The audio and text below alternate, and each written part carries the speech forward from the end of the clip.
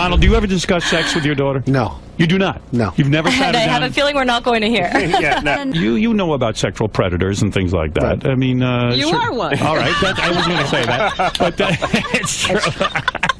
Another embarrassing video from a 2006 Howard Stern show has surfaced. It shows Trump alongside daughter Ivanka and son Don Jr. joking about being a sexual predator. Think Donald Trump's most outrageous moments happened in politics? Think again. Long before the debates, he was on Howard Stern talking about Ivanka like a salesman pitching a sports car and bragging about inspecting dressing rooms at beauty pageants, jokes, branding, or something much creepier. In the next few minutes, you're going to see a side of Trump's no-filter era that makes today's headlines look tame. And you'll wonder how we all didn't spot the blueprint earlier. Before we move on, I will like you to subscribe to the channel and like the video. When Trump went on Howard Stern and started talking about Ivanka, it didn't sound like a normal dad bragging about his kid. This wasn't "she works hard" or "she got into a great school." It was more like a guy at a showroom showing off the latest luxury model. He went straight into describing her body, her height, her looks, like he was ticking off features in a glossy brochure. And the way he did it, smooth and matter of fact, made it clear this wasn't an accident. He was comfortable doing it, too comfortable. Howard Stern, who's not exactly known for being shy, even paused a few times like, wait, did he just say that? If Ivanka weren't my daughter, perhaps I'd be dating her. You know. Stop it.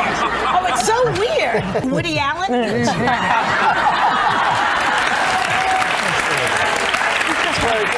Stop. You know what? You are sick. Isn't that terrible? Well, you're known for saying Is that outrageous terrible? things, Mr. Trump. But Trump kept rolling. He said lines that in any other context would be meant for a girlfriend, not a daughter. Stuff like, "she's got the best body," and even "I would marry her." Stern laughed. The audience laughed too, but it was that awkward laugh where people are checking each other's faces like, we all heard that, right? The joke didn't land as a joke, it just hung there. The wild part is Trump didn't present it as a strange joke. He presented it like he was making a point about her value. And that lines up with his whole way of talking about women, not as people, but as assets that could be ranked, traded, or promoted. If she wasn't his daughter, you wouldn't have guessed it from the way he broke her down into qualities. There was nothing personal in it, nothing about her character, just categories. Beauty, height, amazing body. It's the same tone you'd hear him use when bragging about a piece of real estate or a brand new hotel. He turned her into an advertisement right there on live radio, and Howard played right into it because shock sells. He even once asked Trump whether Ivanka had breast implants, to which Trump started detailing her body again, like a guy defending the specs of his favorite car model. That's not a slipped up dad moment, that's a whole mindset on display. Most dads, if they're public figures, will gush about their daughter's career, her education, the things she's worked for in her life. Trump bragged about her market value like she was a piece of prime property in Manhattan. Instead of "my kid got top grades," it was "my kid's a 10 out of 10. That's a huge difference, and it says a lot about how he thinks. It wasn't just a flash in the pan either. Years later, when he was selling himself to the country as a political figure, it was the same playbook. Sell a personality like a product. Most beautiful girl in the world, you know, I would marry her. You know, these types of things most people, certainly politicians, don't say. Ivanka Trump. You know who's one of the great beauties of the world, according to everybody, and I helped create her? Who? Ivanka. During the campaign and even now, people quote these interviews that I did with him. Big time. I was quite surprised when they dragged out every single Donald Trump interview I had done. And in some ways, I felt it was unfair to Trump. But really, it was in a very joking scenario. He was not comparing his life to a Vietnam vet.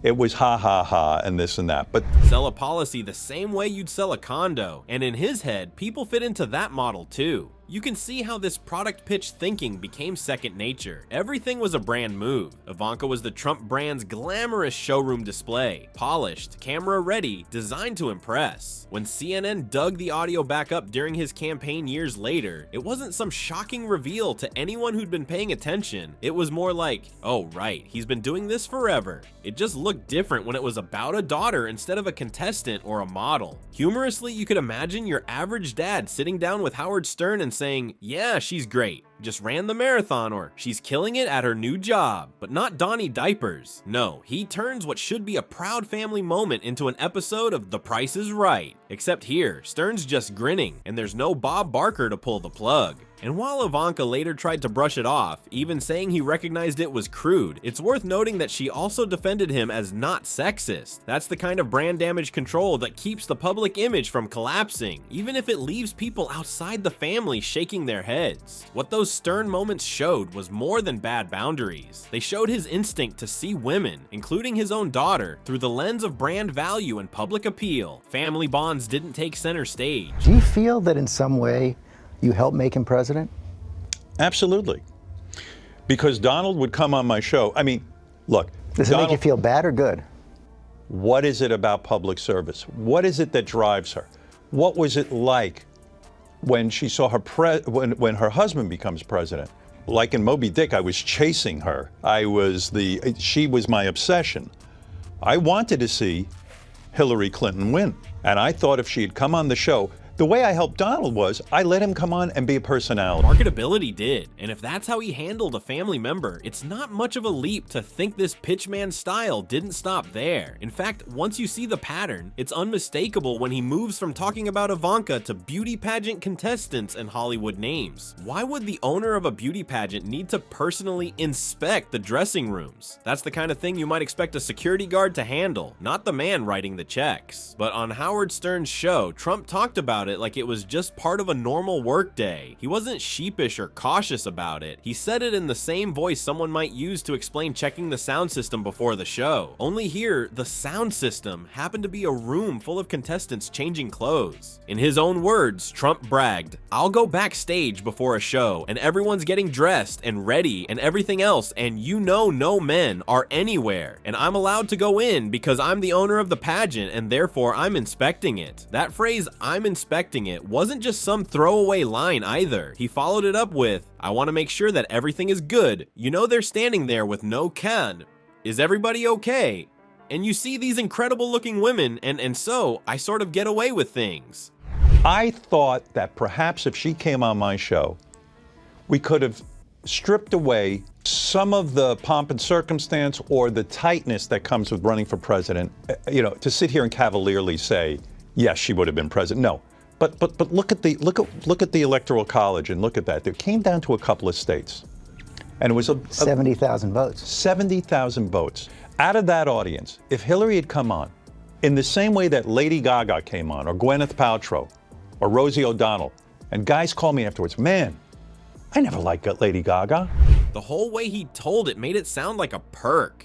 Like a VIP lounge, only he was invited into. He didn't frame it as a possible breach of privacy. No, he pitched it as hilarious and even a little clever. The no men allowed rule didn't apply to him because he was the owner. In his mind, that title was the all-access pass to go wherever he pleased. And Stern, being Stern, didn't shut it down. He kept the moment alive because shock makes for good radio. Listening now, it's impossible to ignore how much this sounds less like an inspection and more like indulging in unchecked access. When Trump says, "I sort of get away with things," it's a clear tell. He knew this might not be totally above board. It's almost like he was daring people to call him out, but being the guy in charge meant no one backstage at that time was going to challenge him. Donald Trump, hands down, whenever you put him on the air, now this is before he was running for president, he was an open book. We have to talk about Donald Trump. He's a big character in the book.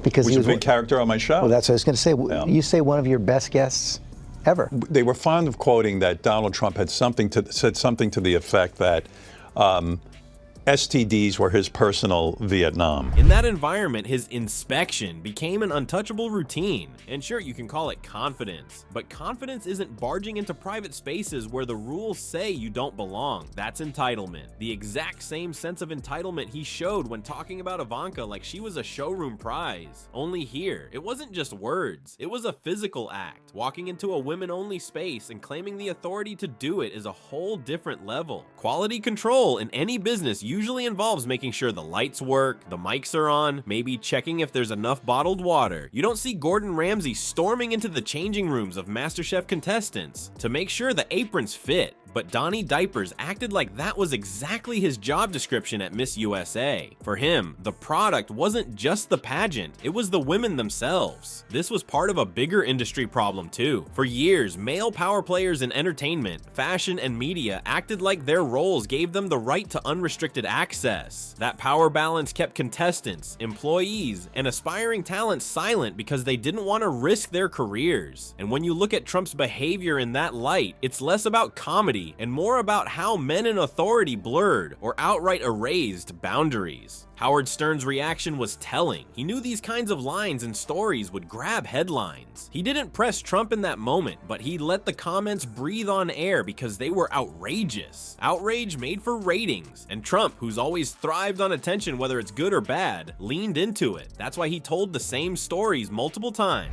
And my relationship with Donald was, he did ask me to speak at the convention, and I had to say no. And were you tempted at all? Well, since I was a Hillary supporter, for a minute I thought, well, I'll go up and endorse Hillary. I've had dinner at Mar-a-Lago many times. And that's why I couldn't even believe that Donald really even wanted this all to work out for him. Because if you go to Mar-a-Lago, it's like a piece of heaven. It's a beautiful place. I have a real problem. As you can tell, if I was a Hillary Clinton supporter, you can tell I have a real problem with what's going on. So I'm very conflicted now. You know, the guy I knew I didn't know this was him. And like Donald, she could have been seen in a different light. And you believe if she had done that, she'd be president? That's an arrogant statement.